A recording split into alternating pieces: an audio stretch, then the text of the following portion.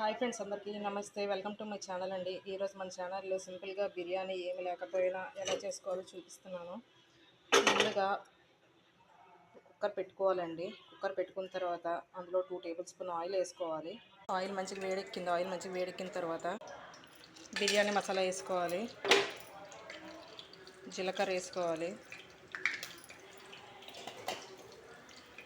And ఉల్లిపాయలు పచ్చిమిరపకాయలు వేసుకోవాలండి.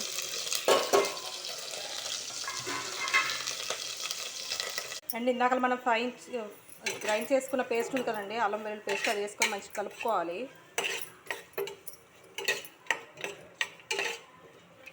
సింపుల్గా ఇది చాలా బాగుంటుందండి. ఏం లేకపోయినా బిర్యానీ చాలా బాగుంటుంది. బ్యాచిలర్స్కి చాలా ఉపయోగపడుతుందండి. సింపుల్ మెథడ్లో నేను చెప్తున్నాను మీకు అర్థమయ్యేటట్టు. ఓకే అండి, తాలింపు మంచిగా ఎగిపోవాలి. తాలింపు మంచిగా ఎగిపోయిన తర్వాత మనం ఏ గ్లాస్తో బియ్యం వేసుకుంటామో ఆ గ్లాస్ తోట వాటర్ వేసుకోవాలి. గ్లాస్ బియ్యంకి 2 గ్లాసులు వాటర్ వేసుకోవాలండి. ఒక గ్లాస్ వాటర్ వేసానండి, ఇంకో గ్లాస్ వాటర్ వేసుకుంటున్నాను నేను. అలాగే ఎన్ని గ్లాసులు బియ్యంకైనా 1:2 అండి. ఒక గ్లాస్ బియ్యంకి 2 గ్లాసులు వాటర్ వేసుకోవాలి. అండ్ ఇందులోనే ఈ వాటర్ తగ్గట్టు సాల్ట్ వేసుకోవాలండి. మనకి ఎంత కావాలో అంత సాల్ట్ చూసుకొని వేసుకోవాలి. వాటర్ బాగా మరిగించాలి.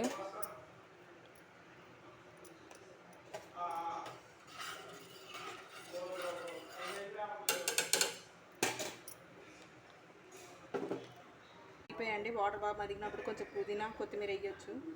మీ దగ్గర ఉంటే వేసుకోవచ్చు, లేకపోతే స్కిప్ చేసేయండి, అంత ఇంపార్టెంట్ ఏం కాదు. ఓకే అండి, నీళ్ళు బాగా మరిగిన తర్వాత ఒకసారి సాల్ట్ టేస్ట్ చూసుకొని వేసుకోండి. బియ్యం వేసుకోండి. బియ్యం కడగకుండా కూడా వేసుకోవచ్చండి, అది మీ ఇష్టం. అంటే బియ్యం బాగా మరిగిన తర్వాత, వాటర్ బాగా మరిగిన తర్వాత బియ్యం వేసుకొని ఒకసారి ఇలా కలుపుకోవాలి, అడుగు పట్టకుండా ఉంటుంది.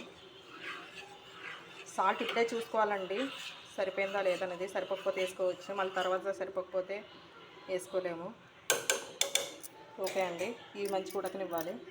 ఓకే అండి, బిర్యానీ అయితే ఆల్మోస్ట్ కుక్ అయిపోయింది. అన్నం కూడా బాగా ఉడికిపోయింది. సో ఈ విధంగా సింపుల్గా చేసుకుంటే చాలా బాగుంటుందండి. టేస్ట్ అయితే చాలా సూపర్గా ఉంటుంది. అండ్ దీని మీద మీకు ఇష్టమైతే నెయ్యి, డాల్డా లాంటివి వేసుకోవచ్చు.